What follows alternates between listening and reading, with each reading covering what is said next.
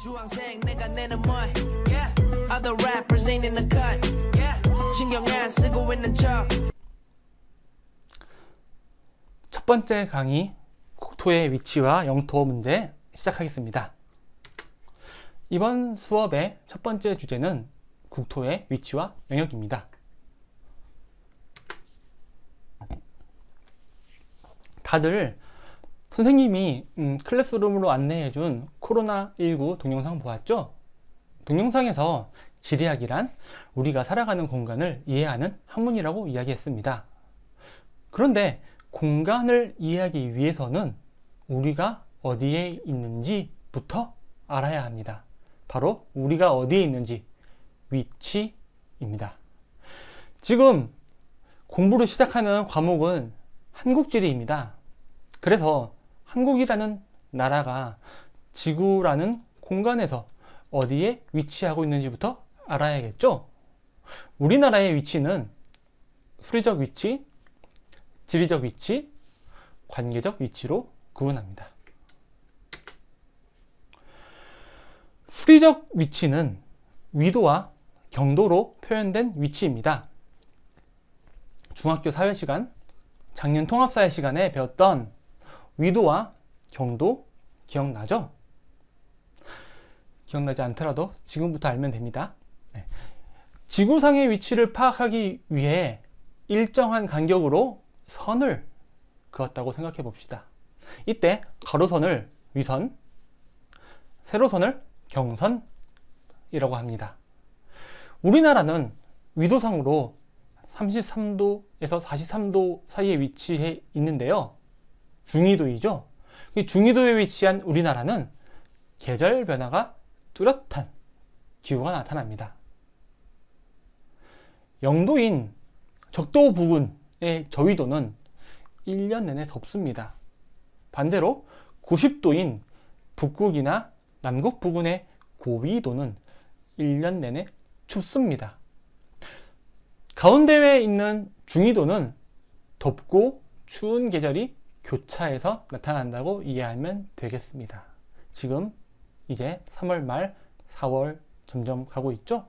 추운 겨울이 지나고 더운 여름이 오는 과도기, 바로 봄입니다. 우리나라의 표준 경선은 135도입니다. 위선의 기준이 적도였다면 경선의 기준은 영국입니다. 이것이 정해지던 시기에 영국이 세계에서 영향력이 가장 큰 나라였기 때문입니다. 경선은 시간을 설정하는 기준이 되는데요. 자, 아침에 해가 뜨는 시간을 오전 7시라고 가정한다면 한국과 그리고 저 멀리 떨어져 있는 영국은 아침 7시, 즉 해가 뜨는 순간이 다르겠죠? 왜냐하면 지구가 자전하기 때문이에요. 그래서 이 경선 15도마다 1시간씩 차이가 나도록 우리는 약속을 했습니다. 아까 우리나라의 표준 경선이 135도라고 했죠? 135 나누기 15를 해보세요. 9네요. 그래서 한국과 표준 경선이 지나가는 영국은 9시간 시차가 납니다. 다음으로 우리나라의 동서남북 끝 사극을 알아보겠습니다. 한국의 서쪽 끝은 만도입니다. 북쪽 끝은 은성이고요. 동쪽 끝은 이거 중요합니다. 동쪽 끝은 어디죠? 독도입니다. 남쪽 끝은 제주도 아래에 있는 마라도입니다. 지도에는 구체적인 위도와 경도의 수치까지 나와 있는데요. 이걸 다 외울 필요는 없습니다. 혹시 지레 겁먹을까봐 미리 알려드립니다. 지리적 위치는 대륙과 해양 등 지형지물로 표현하는 위치입니다. 작년 통합사회 시간에 자연환경과 인간생활 주제에서 서안 해양성 기후 공부했던 거 기억나죠? 서한해양성 기후가 바로 우리와 반대되는 대륙 서안에서 나타나는 대표적인 기후입니다. 서한해양성 기후는 따뜻하고 습한 편서풍이 불어와 연교차가 작고 강수량이 고르게 나타나는 기후였습니다. 그런데 이 대륙 동안은 편서풍의 힘이 약해요. 편서풍이 대륙을 통과해서 오기 때문이죠. 우리나라가 위치한 대륙 동안은 빠르게 식고 빠르게 달궈지는 대륙의 영향을 크게 받습니다. 자세한 내용은 뒤에 기후 부분에서 공부하겠습니다. 일단 이 부분에서는 대륙 동안에 우리나라가 위치하기 때문에 대륙 서안과 달리 연교차가 크고 강수의 계절적 차이가 크다 정도로 이해하면 되겠습니다. 우리나라는 국토의 3면이 바다로 둘러싸인 반도 국가입니다. 따라서 지도를 보면 알 수 있듯이요, 대륙과 해양 모두로 진출하기에 유리합니다. 그런데 한 가지 아쉬운 점은요, 북한과의 관계인데요. 휴전선으로 갈라져 있는 지금 사실상 대륙으로 육로 진출은 막혀 있는 상태입니다. 마지막으로 관계적 위치를 설명하겠습니다. 관계적 위치는 주변 국가의 정치 및 경제적 관계에 따라 표현된 우리나라의 위치입니다. 주변 국가 하면 일본과 중국이 가장 먼저 떠오르죠? 이렇게 지문에서 중국 어쩌고, 일본 어쩌고 하면서 위치를 설명하면 그것들은 아마도 관계적 위치일 가능성이 높습니다. 이들 국가와의 관계를 바탕으로 설명하는 위치가 바로 관계적 위치라는 거 다시 한번 강조하겠고요. 그럼 사례를 한번 알아보겠습니다. 근대 우리나라는 중국으로 대표되는 대륙 세력과 일본으로 대표되는 해양 세력의 각축장이었습니다. 임진왜란, 일제강점기 등을 떠올려 보세요. 정말 그랬죠? 2차 세계대전을 전후로 해서는 공산주의 진영과 자본주의 진영이 대립하는 공간이었습니다. 이 대립의 상징물이 가슴 아픈 휴전선이죠. 공산주의 국가 대부분이 무너졌지만 적어도 한국에서는 그때의 대립이 아직도 진행 중이라 볼 수 있습니다.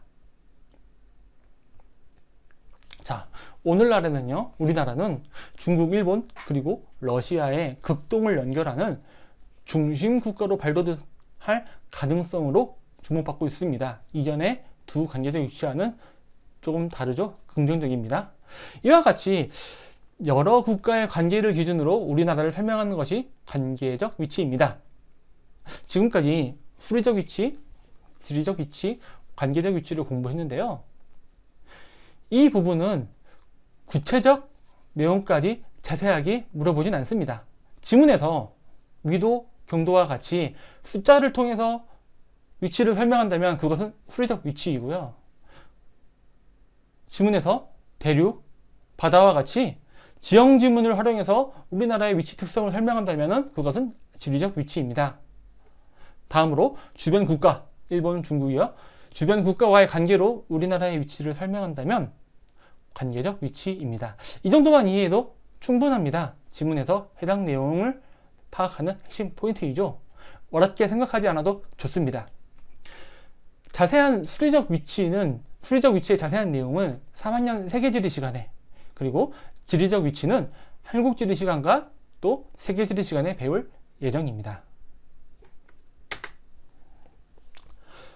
한반도는 동아시아의 중심의 위치에 있어 앞으로 발전 가능성이 높습니다. 이때 자주 등장하는 자료가 시베리아 횡단 철도입니다. 시베리아 횡단 철도를 미디어에서는 유럽까지 철도 여행을 갈 수 있게 된다고 그런 식으로 많이 다루던데요. 사실 더 중요한 것은 화물 수송입니다. 지금 우리나라에서 해상을 통해 유럽까지 수출할 경우 약 43일이 소요되는데요. 시베리아 횡단 철도를 사용할 경우 절반 정도인 약 22일이 소요된다고 합니다. 훨씬 경제적이죠. 비행기를 타고 가면 된다고 물을 수도 있는데요. 비행기는 대량의 화물을 수송하기에는 비용이 너무 크죠. 그래서 지금은 시베리아 횡단철도를 이용하기 위해 러시아의 블라디보스토크로 배편으로 이동해야 하지만 사실 통일까지 가지 않더라도 북한과의 관계 개선으로 남북한이 철로를 이용할 수 있을 경우 유럽으로 수출하는 물류 비용을 크게 절감할 수 있습니다.